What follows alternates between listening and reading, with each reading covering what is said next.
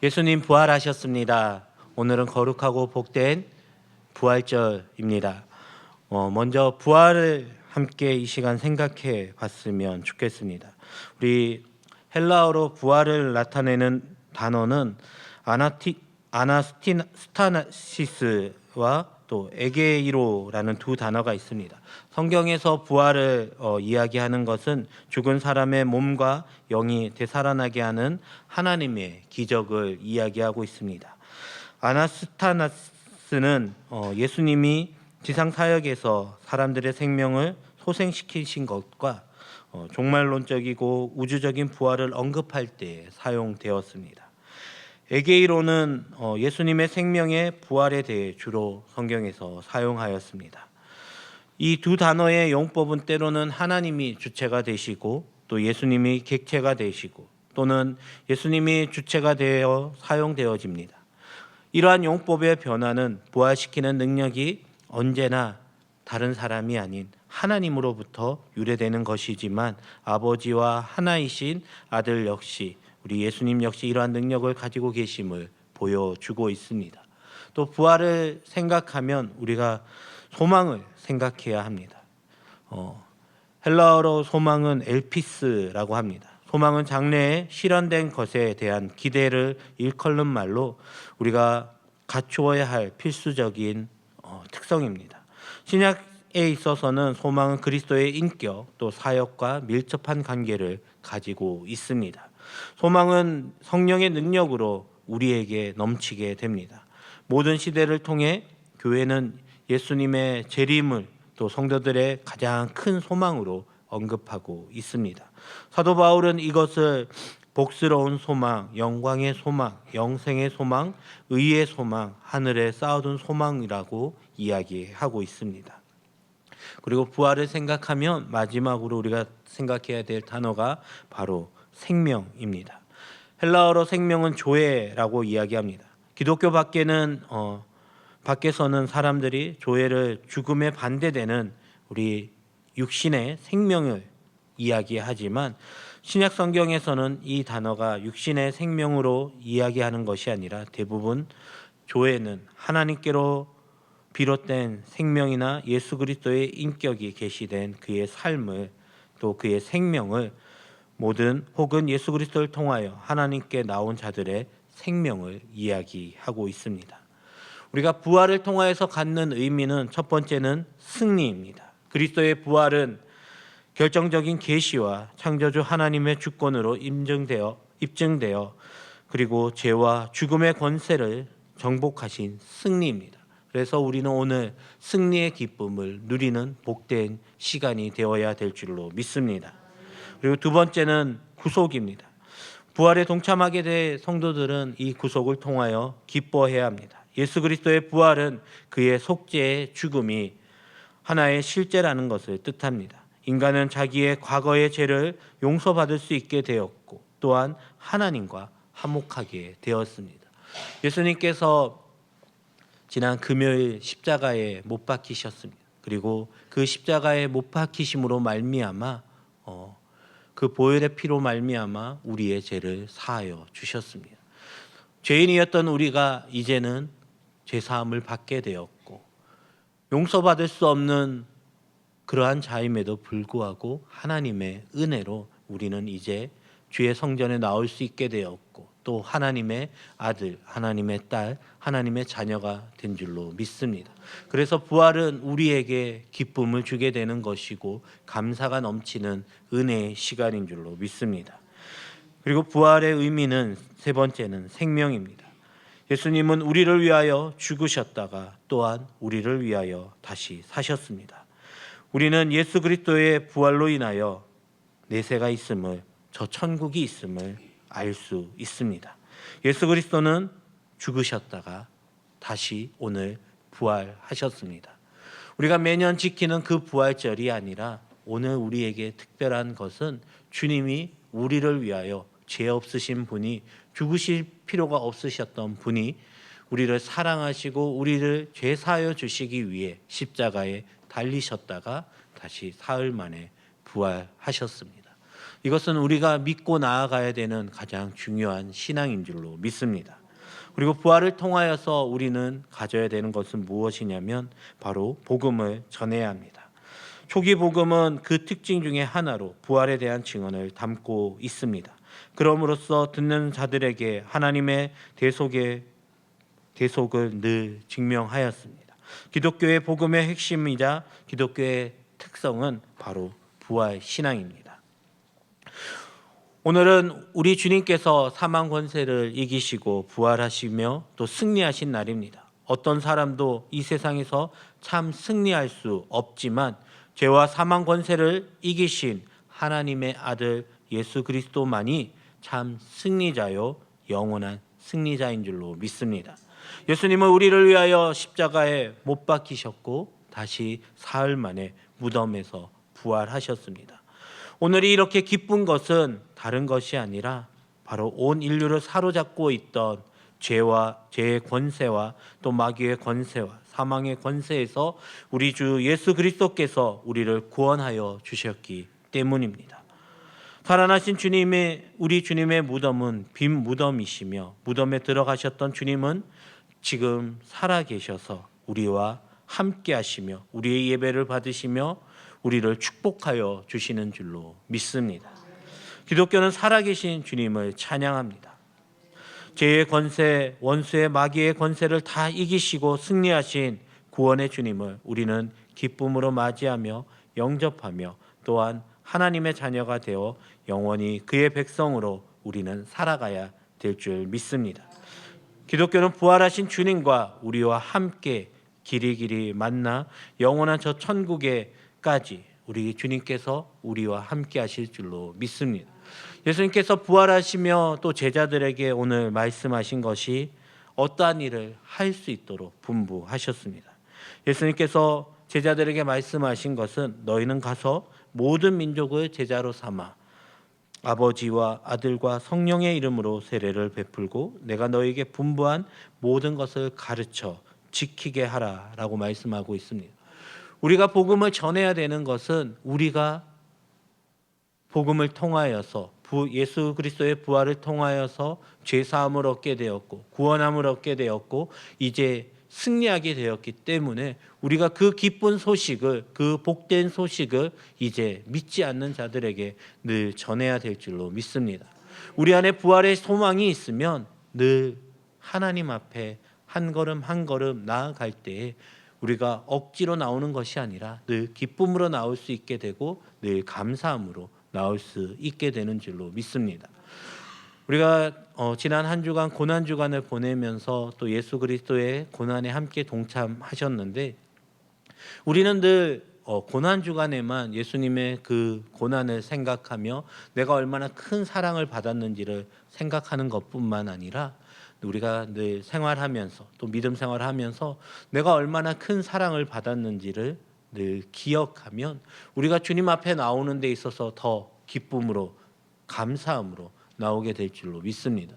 저도 저희 가정에 이제 지난 고난 주간에 이제 자녀들에게 예수님이 오늘 무슨 일을 하셨고 또 예수님이 십자가에 달리신 것을 늘 이제 설명을 하는데 아이들에게 예수님의 그 우리를 위한 사랑을 설명하다 보면 그동안 우리가 미처 생각하지 못했던 것들을 또 한번 생각하게 되는 것 같습니다. 제가 이제 저희 아이들에게 예수님께서 성금요일에 또 십자가에 못 박히셨고 또 그 보혈의 피로 죄 사함을 우리가 얻게 되었다라고 이야기할 때 저희 딸이 저한테 그렇게 질문하더라고요. 예수님이 십자가에 못 박히시고 다시 살아나신 것은 이제 교회 학교에서 잘 배워서 알고 있는데 저한테 질문을 한 가지를 하는데 제가 바로 답을 하기가 쉽지 않았습니다. 저희 아이가 뭘 물어봤냐면 5살짜리 딸이 저한테 물어보더라고요. 예수님이 십자가를 지시고 그렇게 긴 시간을 걸어가셨는데 왜 걸어가셨는지를 저한테 물어보는데 저도 한 번도 그걸 생각해 보지 못했었던 것 같아요.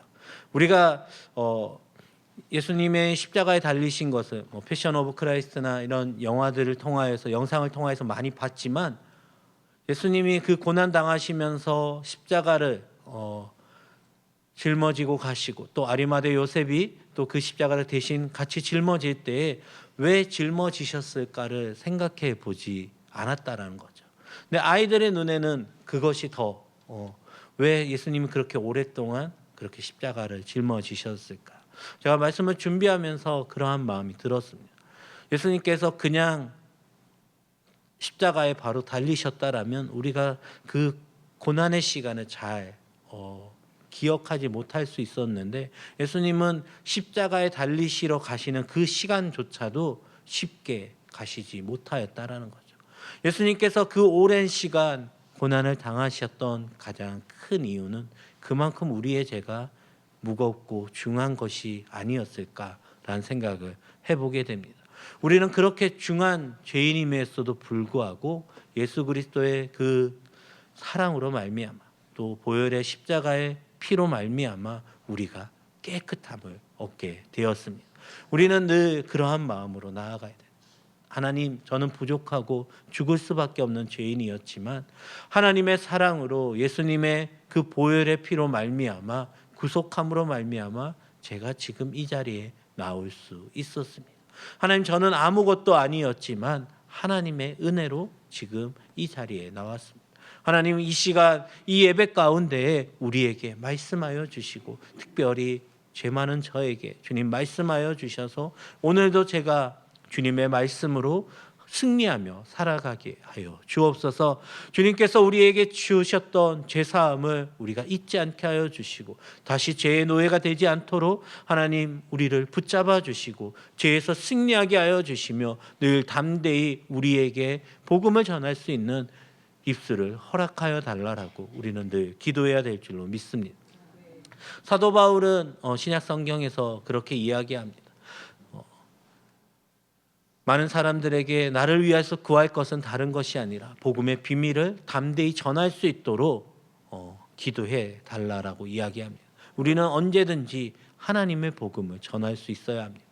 내가 예배드리고 내가 기도하는 것을 부끄러워하고 숨기는 것이 아니라 나는 그리스도인임을 늘 드러낼 수 있어야 되고 늘 하나님의 자녀이기에 내가 그 부활의 기쁨을 늘 누리고 있기에 내가 복음을 전하는 데 있어서 전하지 않으면 내가 힘들어하고 오히려 전할 때에 우리가 기뻐할 수 있어야 될 줄로 믿습니다. 우리 교회에서도 저희가 전도하는 기간이 보통은 이제 연말에 러빙 축제를 통하여서 많이 전도를 하고 있습니다. 그러나 우리가 늘 가져야 되는 마음은 이번에 부활절 준비위원회 때 담임 목사님께서도 그런 말씀을 해주셨지만 우리가 행사로 복음을 전하는 것이 아니라 결국 하나님을 알지 못하였던 처음 주님에 대해서 들었던 그 믿지 않던 사람들이 주의 전에 나오는 때에 결국 부활의 주님을 고백해야만 구원을 얻는다라는 것입니다. 그래서 우리는 행사로는 러빙 축제 때 많은 전도에 힘쓰겠지만 우리의 삶 가운데 있어서 12월에만 우리가 복음을 전하는 것이 아니라 늘 복음을 전할 수 있어야 되고 늘 우리가 전도에 힘써야 되며 우리의 입술에는 늘 주님의 사랑이 전해져야 될 줄로 믿습니다. 우리가 부활하신 주님으로 말미암아 기뻐할 때 우리 입술에서 나오는 것은 늘 감사가 있어야 되고요. 늘 기쁨이 있어야 합니다.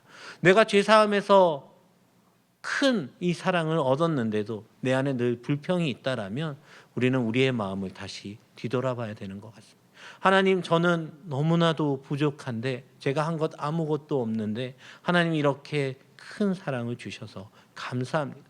하나님, 죽을 수밖에 없던 그 죄인이 주의 전에 나올 수 없는 이 죄인이 하나님 앞에 이렇게 나와 예배드리고 기도할 수 있는 것 하나님의 은혜입니다. 우리는 늘 그렇게 고백하며 우리가 주의 전에 나오는 데 있어서 더욱 힘써야 될 줄로 믿습니다.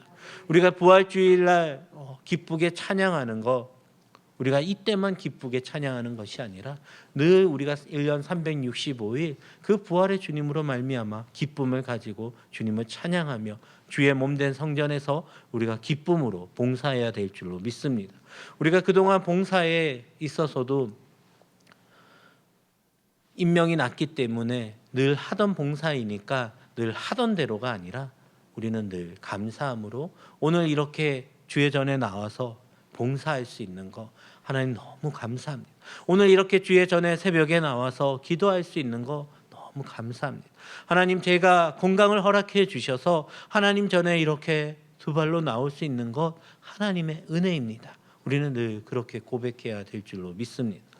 우리보다 더 잘난 사람들, 우리보다 더 행복한 사람들, 우리보다 더 뛰어난 사람들을 바라보면 자꾸 우리는 부족해 보이고 나는 왜 이거밖에 이런 안 될까 하는 그런 마음이 들 수 있습니다. 그러나 나보다 더 어려운 사람들을 바라볼 때 우리는 지금의 이 모습조차도 너무 감사할 수 있다라는 거. 제가 대신방을 하면서 늘 감사하는 것 중에 하나는 무엇이냐라면 하나님께서 건강을 주셔서 우리가 주의 성전에만 나오는 것도 너무 감사하다라는 거예요. 이제 연세가 드신 은퇴하신 권사님들 보면 주의 성전에 나오고 싶은 그 마음과 열정은 누구보다도 더 크신데 이제 몸이 그것을 따라주지 못해서 나오고 싶어도 나오지 못하시는 그 안타까움을 들을 때마다 하나님 은혜 주셔서 또 건강 주셔서 우리가 나이가 들어도 주의 성전에 거할 수 있는 것만으로도 우리는 큰 은혜를 받고 있고 큰 사랑을 받고 있다라는 것을 다시금 깨닫게 됩니다.